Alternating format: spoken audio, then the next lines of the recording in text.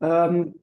Georg Russegger is head of the Open Innovation in Science Center of the Ludwig Boltzmann Gesellschaft, and he will give a talk about OIS pathways to engagement and co-creation. Georg, thanks for joining, and the floor is yours. Thank you very much for having me, and thanks a lot for this very interesting insights, especially from the last group, which is very close already to what I will talk about a little bit as well. But everybody asked me as well to, since it's the last session, to bring a little bit of content which might be, so to say, interesting for you as well from a bit of a different perspective. So I just have to get my slides shared here. I think it's working. Yes. Okay. Hello, everybody. So as introduced, so we are working here since nearly 10 years in open innovation in science, or in short, OIS. And what I want to bring to you closer in this last 20 minutes, and I don't want to overspend your attention. So this is the slide which I will actually go quite quickly over, explaining the history of OIS and how but we have heard so many things about that. And I'm so happy that you as perfect practitioners, researchers, already have showed so many examples how this is actually implemented in your work and how patient inclusion and inclusion of crowds is already used to create better examples, better prototypes, but also better solutions. But on the other hand, we have heard it's still quite hard to reach our target groups, to reach society at large, and as well rare target groups, which we never think of. So children, youngsters, people might have a bit of a lack of understanding for what that all is happening. And so my next slide is much more colorful, and it brings me to the idea, since I'm doing this here for now half a year. So I'm the youngster in the team of 10 people who are doing open innovation in science, and I call it open innovation in science and art. As we have heard, there are so many new ways of playfulness, creativity, storytelling, tools we are normally not so easily adapted to super serious topics like healthcare and digital health. And now we have to tackle as well the medical AI fact, which is as well a new combination of machines and humans. And we have heard that there is so much side to do on the data-driven side, which means clearing the data. It's not the most interesting job at all, but it's one of the most important jobs to have clear and good data. On the other hand, we have the machines, which when we ask humans where we want to have them, everybody tells you the best will be on the moon, so not next to me, and at least not very close to me. And if it's going on healthcare, we all know that this is pretty much also inside of me. So, and then there is the people side. So we tried to kind of figure out how to build relationships within our crowds to get to the fact that we are creating something like a desire to the opportunity and not so much the fear. So as we have heard before in many lectures, it's not only about patients, it's about how to include greater communities, greater target groups, stakeholders, and all these experts together to frame the opportunity or the challenge, and how do we create a format that this is working out. So I'm talking about playful interfaces, and maybe to kind of recreate something like a social group in an expert group, and maybe nobody is really, so to say, coming from the same planet, but in the end, we create some pathways around to get this thing happen. So there will be an example later on. I don't have too much. So this is one of the actual examples. What we are doing is the Cancer Mission Lab, which is based on an ideas lab, what we have heard before. So bringing experts by experience, bringing patients, bringing doctors, researchers into the teams, and creating an application, not in terms of funding that we say what we want. We say there is a cancer mission, how we can actually tackle that. Second of all, we are doing an ideas lab, and based on the ideas coming out from this kind of expert groups, there will be the development of an application. So explaining a little bit why we are so two-minded in my organization, because the Open Innovation Center is on the one hand a funding entity, and on the other hand a support entity. So it's not always the easiest to find the way in between here. The trans and interdisciplinary co-creation elements have been pointed out today quite often.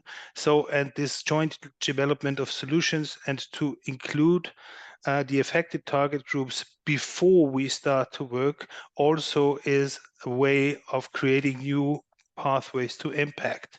So here I want to bring 3 examples which might be not so common ground. We call them OIS impact labs. So we are working here always together with different partners. In one hand, we work together with University of Applied Arts.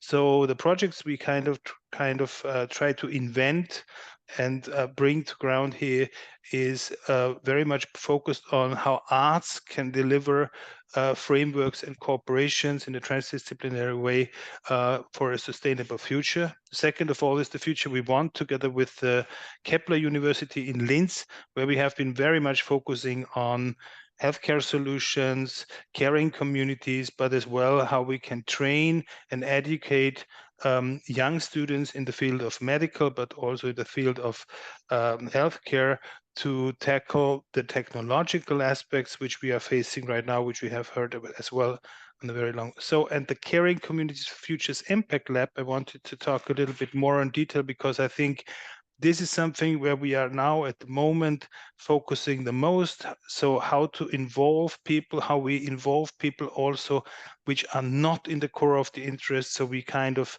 set up an impact lab where we are talking about caring communities. We're funding caring communities projects, but as you can see from the examples, from very different viewpoints. So we have on the one hand the inclusive caring communities. So how can people and with disabilities successfully participate in a social environment, which was the project with question number 1.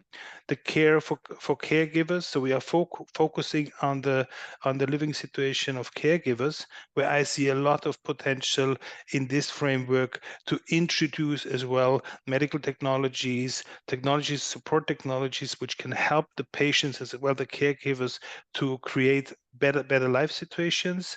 Microcare is in the creation of the 24 hours care workers as well. Here I see a lot of potential to include more health tech and medical tech elements in to get a kind of empowerment phase to reduce fears as well, to have use cases. And for sure, as we can say in the open innovation and science field, the user-centered design element could be re-elaborated on here. It's also the 4th project is very much about healthy streets and places and squares. So how can we create even a more sustainable and a more aware environment? And this, some of the speakers talked about rural innovation or about the rural areas. We are very much focusing here on urban environments, and especially in the rural areas, we face very different challenges. So we can use as well vehicles like that to also come closer to a rural innovation moment where from my perspective, a lot of things have to be done and can be done. Not so much on a great innovational scale. It's more like a micro innovation level.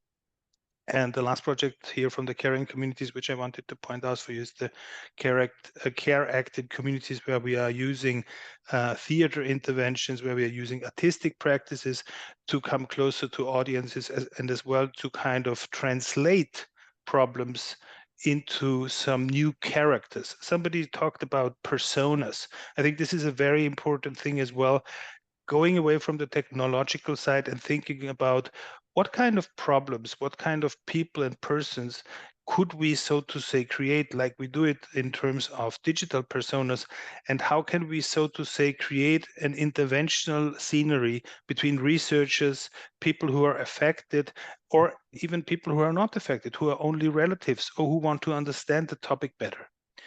So I think from my point, this was a very brief introduction in what the Open Innovation Center is doing. For sure, we are very much working as well on guidebooks, on helping documents.